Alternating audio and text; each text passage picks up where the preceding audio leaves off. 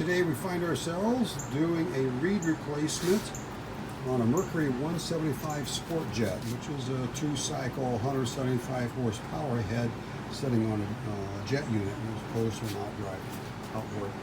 So what we've got is these. This is what I took out. 6 of these. This is a reed cage that is holding, you can see, 4 reeds on the top, 4 reeds on the bottom, and each of these is feeding one of the 6 cylinders. And then when they get to be good and used, as this one is, 1998, you see that these are gapping open a little bit. So this will cause a variety of issues, as I understand. Hard start, popping back through the carburetors possibly, just performance issues, a variety of things. So there we go. So the replacement that I selected would be these Boyenson power reeds, and I picked them up through Amazon.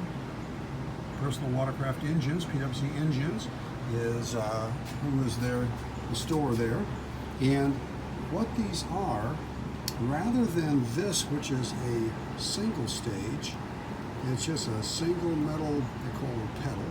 And when these guys get to flipping a few thousand times a minute during open throttle, can you see what happens here? It lost the whole top end of that, which means shrapnel is flying through the motor. Here's another one, gave up like that. So between the gaps of not springing back and the missing parts, bad news bears. So our resolution then is to add these poly reeds. Now the reeds that we're adding, they call them performance.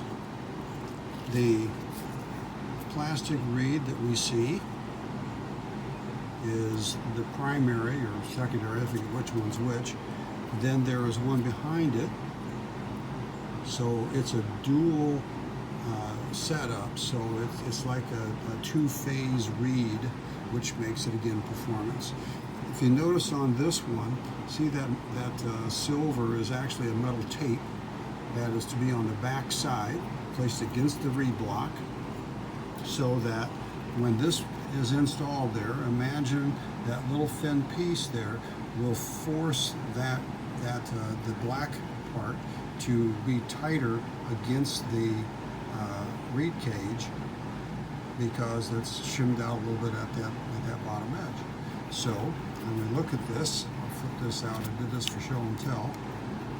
When we flip this out here, what we've got is that black thing, the black reed with the tape on it, and then we got the plastic, and then the metal strip that serves as a retainer. Part of the instructions that I read in the Mercury handbook, as well as Boyenson's, and that is to use some blue thread lock on there. So what I've been doing is adding 1 screw to get an alignment going on, and then using my battery drill as to help me here a little bit, and then put a drop on and put the other 3 in place, pull out the original one and put a drop on it, and then I've been tightening them, of course, by hand. You don't want to over tighten.